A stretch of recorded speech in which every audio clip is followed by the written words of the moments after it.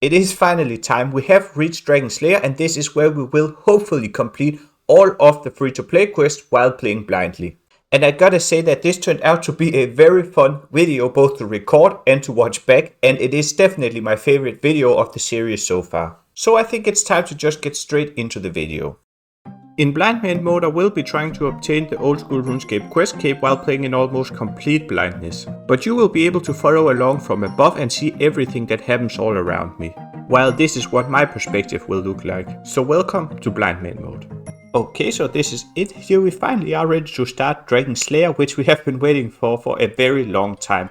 Here on the screen right now I have the gear and the stats that I will be using to face Elvarg as well. Along with the anti-dragon shield, of course, when we get that. Which does give me a combat level of almost 32. The recommended combat level for Dragon Slayer is 45, so this first attempt might be a bit of a long shot, but let's see if we cannot manage to complete the quest with a lower combat level than 45 at least. I can't even remember the last time that I did Dragon Slayer, but it was a very long time ago, and I honestly don't remember that much about the quest, so I will try and do the quest off of memory and the in-game quest guide. I have looked up on the wiki the items needed, as I don't want to have to stop in the middle of the quest because I need some items that I might not even have the level to obtain. So I'd rather have all the items ready. I will be keeping them all in the bank as I'm not sure which items I will need for which part, and there are a lot of recommended or needed items for this quest, but I have acquired them all and I have them all in the bank. And as it turns out, this quest actually does have some very interesting and very nice lore, so let's jump in with Mr. BlindQuest and follow along as he goes through the whole plotline. Mr. BlindQuest, in search for a very difficult quest, figured that no place better to look than in the Champions Guild. So after talking to the guild master in the Champions Guild, he was told that he needed to go find a man named Obor in Edgeville. And Obor, not liking adventures very much and apparently being very reluctant to sell his rune plate bodies, tries to think of the hardest thing that he can possibly think of. So he tells Mr. BlindQuest that he should try and go kill the dragon Elvarg, which is the most terrifying and the most difficult thing that Obor can think of. But when Mr. BlindQuest tries and asks questions about how he might go about doing that, Obor only tells him that he needs to go back to the guildmaster in the Champions Guild, as Obor will not give him any more information. So Mr. BlindQuest goes back to the Champions Guild, where he asks a lot of questions and he learns the following information. In order to kill Elvarg, Mr. BlindQuest would need a map in order to find the island where Elvarg is located, and the map has 3 different pieces who got taken by 3 different mages. He would also need a boat and a captain to sail the boat in order to reach the island, and in order to kill a dragon he would need something called an anti-dragon shield. And Mr. BlindQuest figured that he would start out with the easiest part, which is to get the anti-dragon shield, as all he had to do according to the guildmaster was to talk to someone in Lumbridge who would just hand him the shield. So that's already the first item crossed off the to-do list. So sticking to the plan of doing the easiest parts first, Mr. BlindQuest figured that now it was time to go speak to the goblins. As the last time that he helped the goblins, it turned out to be very easy, as all they wanted was to stick to their old armor. So Mr. BlindQuest went to talk to one of the goblin generals, and the general told him that the goblin who currently held the map piece was located in the Portal Rim prison, and since Mr. BlindQuest was already in the area, he figured that he would take a quick peek at the Ice Mountain before heading towards Portal Rim.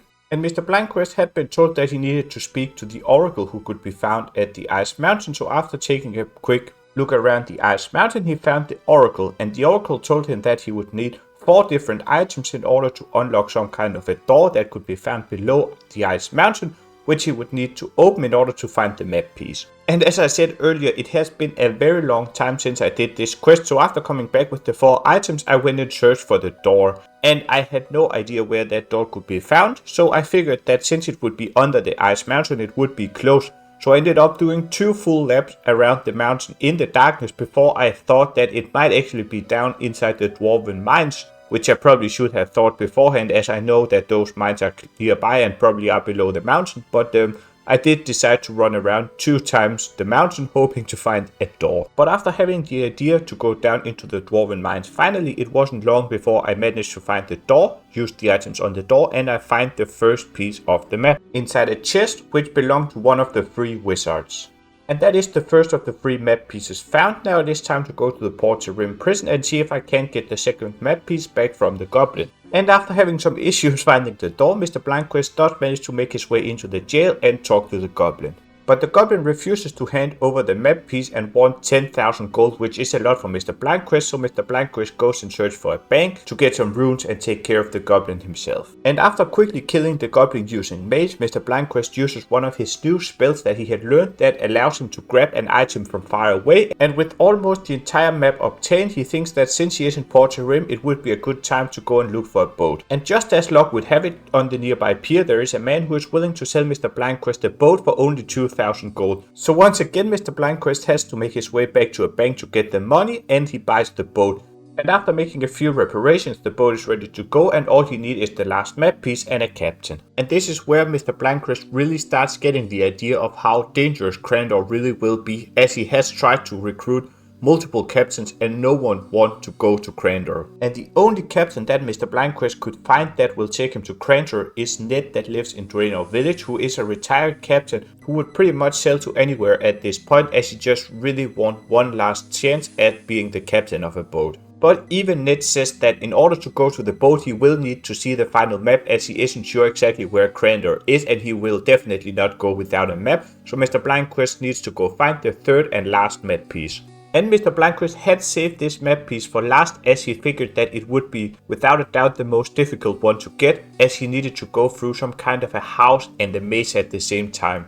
As each time that he wanted to progress through the house he would need a key of a specific color, and each key could only be found by killing a certain monster which was found in the room before the door. But it wouldn't even be that easy, because in each room there was a lot of different monsters of the same type, and he needed to find the exact right one who held the key. And apart from that there also were various doors, and he wasn't sure which door he needed to take, so if he took a wrong door he might have to start over from the beginning. But Mr. BlindQuest came well prepared with a backpack full of food and his best combat equipment, so he made fast progress through the house. Although he did end up entering the wrong door a few times, but usually the consequences weren't that bad, as he only had to go a little bit further before getting to the next floor. Once he even had to try and find the same key twice, as he entered the wrong door and there was no way to progress from the door that he had taken. But after having spent a very long time inside of the house, he finally made his way into the basement, where he thought that the map piece might be found. And sure enough, inside of the basement the hardest challenge so far was found in the maze called something like Masahar, and Mr. BlindQuest had a very tough time getting through the maze. But finally he made it into the last room, where he had to fight some kind of a demon. And after walking around for a bit trying to figure out what was going on, he figured that he would try to take on the demon head on. But it became obvious to Mr. BlindQuest very quickly that the demon was way stronger than him, and that this strategy just wouldn't cut it. And he would have to think of some other strategy to use very quickly, or he would be in big trouble. And after having been running all around the room blankly trying to find something that could help him, he realized that if he went very close to the door to get out of the maze, the demon wouldn't follow him in there. It was like the demon just completely forgot about him. So Mr. BlindQuest tried to step out, hit the demon once and run back into the spot where the demon would forget about him.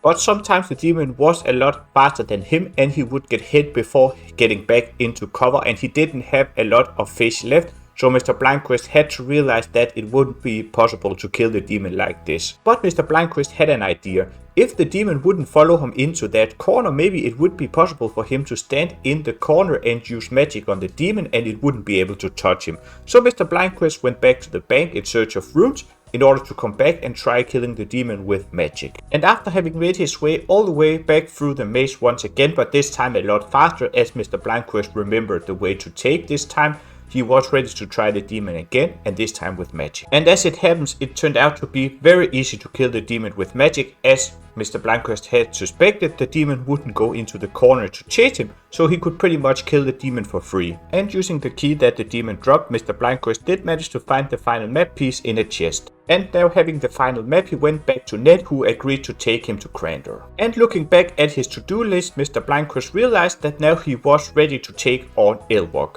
So Mr. BlindQuest went back to Porter Rim with his backpack full of fish, ready to make the trip towards Crandor. So in order to get fully into the mood for this fight towards Elvarg that we're about to have, let's enjoy all of these cutscenes and graphics of Elvarg flying through the sky and the clouds turning very grey. and Elvarg attacking the boat, and I gotta say that it actually does make it kinda spooky that everything is so dark. And being washed up on the shores of Crandor, it was time for Mr. BlindQuest to make his way up the volcano. And at the top, Mr. BlindQuest found a way into the volcano, and it was time to make his way towards Elvarg and see if he was strong enough to defeat it. And having made my way into the volcano, I tried my hardest not to take too much damage before even entering the Elvarg boss room. But I finally found the stones that I needed to climb over, and I found myself right in front of Elvarg. And I quickly realized that I probably did not have the level needed to kill Elvarg yet, as the fight turned out to be very difficult. And after a very long and a very difficult fight, I did have to teleport out with Elvarg still being on 48 HP. So after the first Elvarg fight ending up more or less like this, it was time to come up with a new plan. So Mr. BlindQuest came up with an Elvarg plan version 2, which even included the expected outcome. So what Mr. BlindQuest thought that he would need was level 20 defense in order to buy and equip full mithril, level 40 attack in order to equip a rune sword, and a strength potion as it would help him hit harder and deal more damage. So Mr. BlindQuest made his way back to the hill giants where he would work on getting the needed stats. And after killing hill giants for a while, I hit level 40 attack needed to wield the rune sword. And this is what the loot tracker looked like after killing the hill giants, and as you can see I had some crazy RNG on the giant key, which is very nice, as we probably won't be able to kill Obor on our first attempt. And while picking up some red spider eggs used to make the strength potion in free to play, I did test out the shortcut under the volcano, and I can use it so I don't need to use the boat again when I want to get back to Elvarg. And the last thing that we need to get are the strength potions, which you get in free to play by going to the apothecary with a red spider egg, a limpet wood and some coins, and he will make you strength potions. So let's get straight into the Elvarg fight, and this time I will be doing it with live commentary while fighting the boss. Okay, so here we are ready to embark on our second attempt fighting against Elvarg. This time I chose not to bring any emergency teleport, so I will be fighting to the death. Maybe I have more luck this time, but I could use the extra lobster, but I think there will be some way to get my items back. If not, this is what I will be keeping. The gear setup, I have the coins to get here, a single strength potion, and we are outside of this wall. So the plan is go through the wall, hug the right wall, because I'm not exactly sure where the entrance to Elvarg is. So let's just a 7, that's not optimal. There's some lava over here, I see. Hopefully hugging this right wall will get us straight to the entrance. I have already gotten very lost, I think. Should be fine hugging the right wall. Okay, I think this is just outside. There we are. Let's go. Let's just put on all our prayers and try and fight Elvarg. There he is. Okay, that's not the right prayers. There we go. I will probably blow through this area in no time. Strength potion. Lobsters. Lobsters. And we get our first damage in. I'm actually not sure how well this is going to go. And I'm not sure if I will be able to. I might actually be able to hop back out. But I'm not sure this is going very well, to be honest. Maybe I should try not using melee armor against all of the fire. But I'm not sure if he will just completely melt me with his magic. Okay, we're doing a lot better right now. A lot better. We've already done 10 damage. Okay. This... Ooh, we can hit 8 now with this setup. And the strength potion, but so can he. I should probably have looked up on the wiki if that's magic damage with the fire.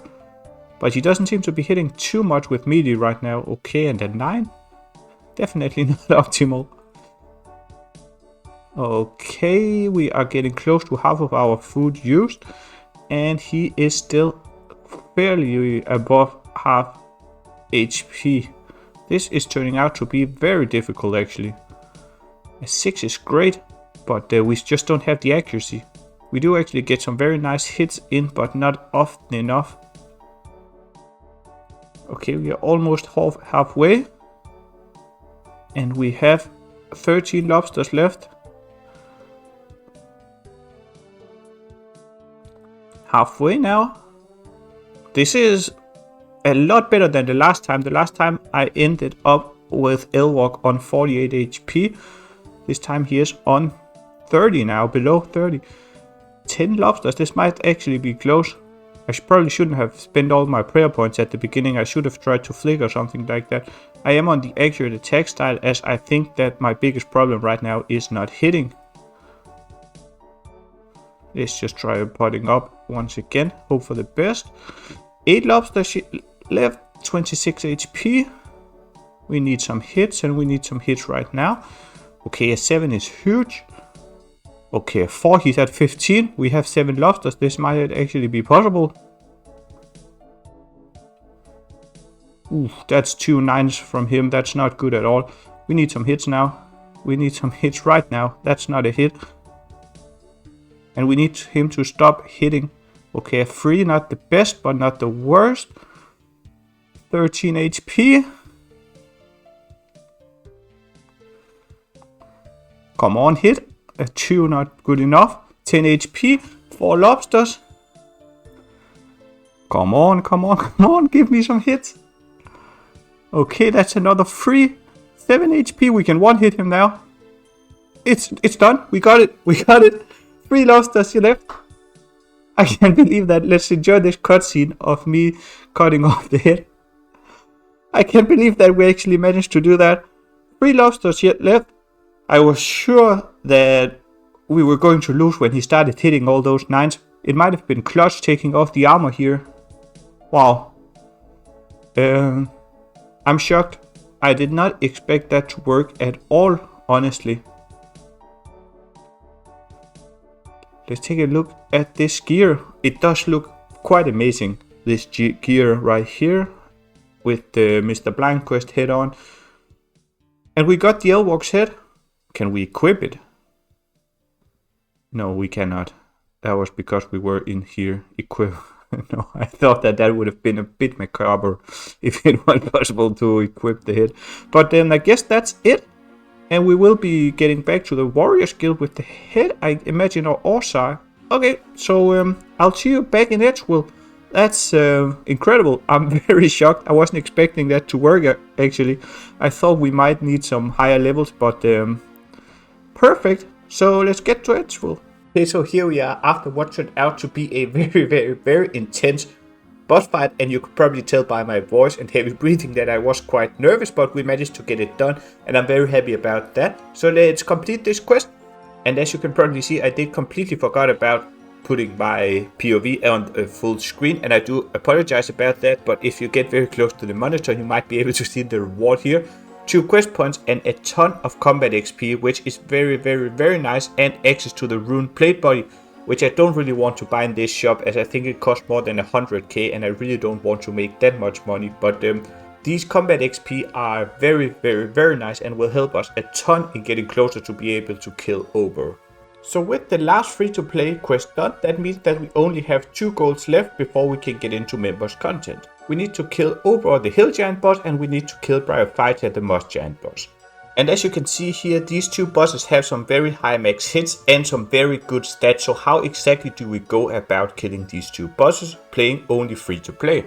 Which is a very good question that I honestly have no answer to. So I think that we will go with the normal strategy of going in very underprepared and see what happens. So what exactly is the plan? The plan is to grind out level 40 strength and level 40 defense so that we can wear a rune, get together some money so we can buy some rune plate legs and a rune chain skirt, and we'll see what happens.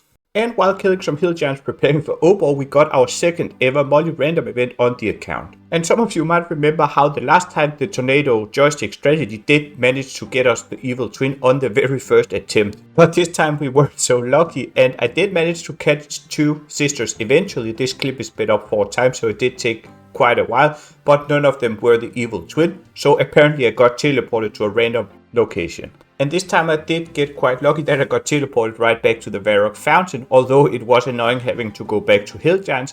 I imagine that there might be some locations where it takes me a lot longer to figure out exactly where I am. And being teleported back to Varrock made me think that I think a very fun addition to the rule set would be that every time I get a multi-random event, I have to try and do it. As I had completely forgotten earlier that you get teleported to a random location if you fail, and I think that it will be very fun on this account, try and figure out exactly where I ended up, as I do think that there are some specific members locations as well, but I haven't looked at any list or anything, so I honestly don't know, but we'll see. I think that would be a very fun rule to add to the BlindManMode experience. And after killing a lot of hill giants and selling a lot of steel plate bodies, I do have the money to buy rune plate legs and a rune chain body. And I have managed to get level 40 defense as well, so we are ready to try our very first Obor kill and see how it goes. I don't think that we have the level to kill Obor yet, but I want to try killing him, getting a few more levels and trying again since we have a lot of giant keys. Okay, so here we are ready to try our first Obor attempt. These are the stats, more or less 40 all around. Level 30 prayer, I think that overheads might be necessary in order to kill Obor, but I will give it a try without. I think that protect from missiles is very important, as I think Obor can hit something like a 28 or something like that with range, so I'll need to keep my HP very high. I am currently hiding, I'm not sure where exactly, but they don't seem to be able to get me here. The door is over here. So I'm not sure if I enter and I'm just exactly next to Obor, so we'll have to see. It's been a while since I've killed it. Swordfish are going to be the food. Let's put on run. I have set up my F keys, which will be the first time that I need those, so I can switch between inventory and prayer. And right now I have no idea where we are. But I guess I should be able to go somewhere. Ah, there we are. Climb down here. I think that the strategy will be to get into a corner and hope for the best. There is Obor, and he starts out with a 27, so that's excellent. It's not split. 17. Okay, this might actually be very difficult. Can we even eat in time? We can. 17. Okay, I'm getting completely destroyed here. 23. Okay, so this isn't going that well. He has 120 HP and we have done 10 damage. Maybe we just got very unlucky there, actually, because now he isn't hitting that hard. I will try and get some kind of prayer flicking done here, but I think that it should be possible to get into a corner and he doesn't throw me back like that. But it doesn't seem to be working that well. Ah, there he threw me back. Maybe it's just physically. And this is the best that I can do, because it's not going very well, to be honest. I might have to try another corner because this is miserable. It's not too bad, actually. We have managed to do 50 damage. His defense doesn't seem to be that high, but those 30 hits are just destroying me. And I kind of gave up on the prayer flicking, but let's try again. It is kind of difficult that I don't have the quick prayer thing. Okay, and I didn't bring the chronicle, so we will be fighting to the death, as I figured that that last piece of food might be very much needed. Okay. That's a 10. But the problem is that he keeps hitting like 17s, which is just completely destroying me. He's at half HP. That's actually pretty good. But I think that we got pretty lucky with the hits, if I'm being honest. So I can't really complain and say that with some better hits it might be possible. 48 HP he's on now. Probably should have changed his attack option to left click as well, as that would have made it a lot easier instead of having to right click every time. Okay, and I almost got killed. Almost got killed again. I'm not sure if it's possible to tick eat him. And that's prayer gone, as I left the prayers on. 36 HP. We actually are very close here. Can we get some hits? Okay, and I'm dead.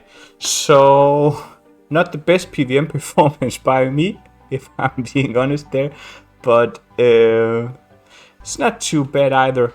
36 HP. With overheads it definitely should be very much possible. Let's see if we can find our way back to Varrock. The thing is that I really don't want to have to train prayer up to level 40 in free to play, as it seems very miserable.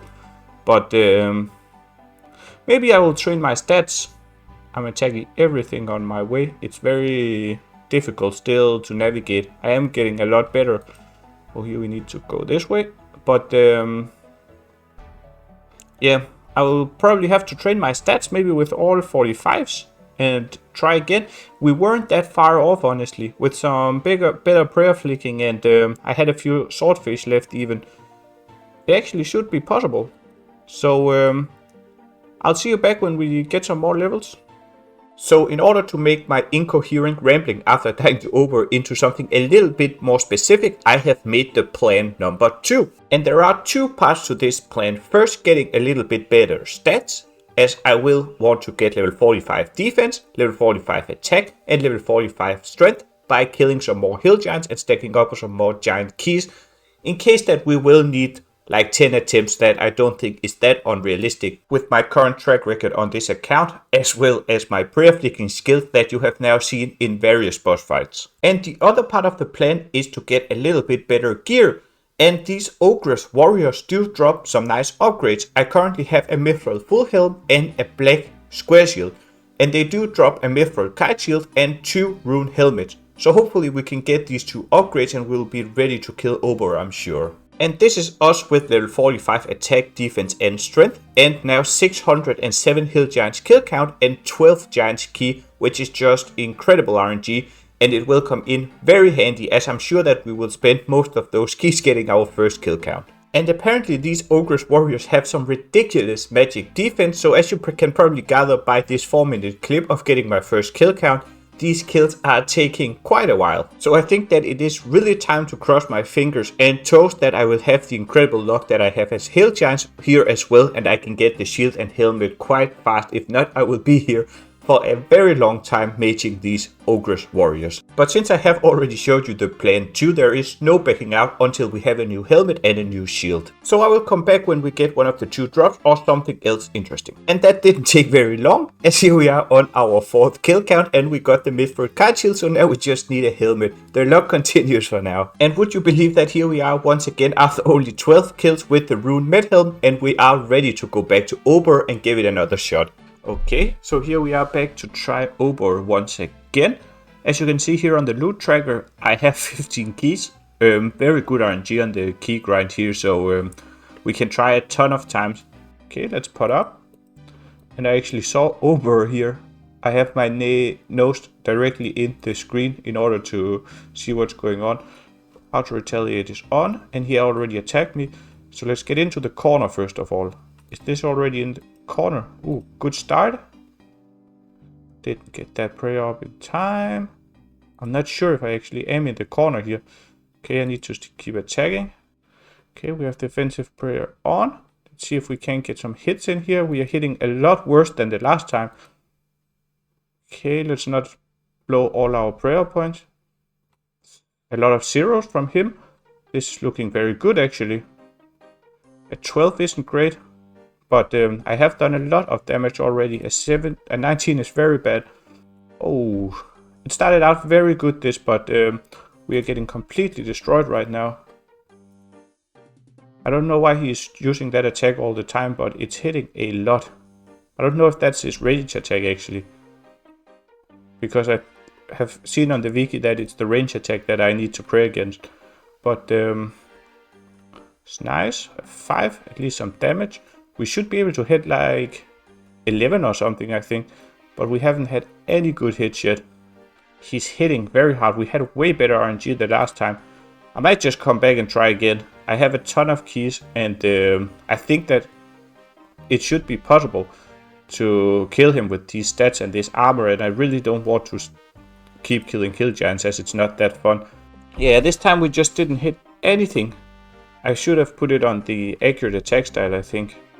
So my second attempt at Obor went a lot worse than the first attempt did, and at this point you probably would expect a planned part 3, but no, I figured that I might as well just hit right back and try once again with the same gear and the same stats, and surely something will change. Okay, so here we are back inside of Obor's lair, ready to try once again, trying to locate those rocks. There they are. Strength potion on. Ready to prayer flick. I think it should be possible if I do a little bit better with my prayer flicking. Ooh, that's a rough hit, and I didn't make it into the corner even. Let's hope that he gets over here quickly, as I think he might just range me. He is coming. This is a terrible start. Okay, there we are. Okay, and we died. That was very quick. So at this point you would probably think that it must be time for plan 3, right? I won't go and try a 4th time with the same gear and hope that something will change. And as this very famous quote says, the definition of insanity is doing the same thing over and over and expecting different results. So we should probably change something to not fall into the insanity category. And there we go. I guess if we try once more, we can probably expect a different result. He is exactly in the corner, so let's get over there and get back in the corner now. Defensive prayer on. That's good enough. I think he isn't throwing me very much back. We are in the corner now, and some very good hits. This might actually be the time. He's under half HP now, and we have over half our food left. So if he just doesn't combo me out, ooh, 21 is very, very much damage. 20 is very much damage. I don't even have time to eat these times. If he does manage to get 2 20s back to back, I will just be dead. Okay, a 1's not good enough. 5 is okay. I will risk it here to get some hits in. 6, he's on 44 now. 8 swordfish left, 36 damage. Okay, and 8 is insane. 31 HP. This might actually be this is definitely our best chance. If we don't do it here, we'll probably have to change strategy. 27 HP. That's annoying, and I didn't hit. And he comboed me out. Oh, we got so close this time. I had to risk it a little bit to try and get some hits in, I think. But seems like we just don't have the stats to do it yet. So I think that it's finally time to get back to the drawing board and try and figure out what the next step will be towards killing Obor, as I probably will need to change something. Maybe overhead prayers, maybe some better stats or some better gear. This is the longest video of the series so far, and I did try adding some live commentary to some of the boss fights. And I do like that, as I think it brings a little bit more excitement to the fights. But I would love to hear what you think if you had any thoughts about these two things. And as always, if you have made it this far into the video and you liked it, please think about liking and subscribing, as it does make me very happy to see new subscribers and likes on my videos. And it's time for me to try and figure out how we will kill these two bosses, as I promise you that in the next episode we will get into members content and we will do our very first members quest. So if any of you have any ideas about what you think might be a fun quest to start with, or a good place to start with the first members quest, please let me know in the comments and I will take it into consideration, as I haven't decided yet myself. So thank you very much for watching, and I will be back with the next video very soon.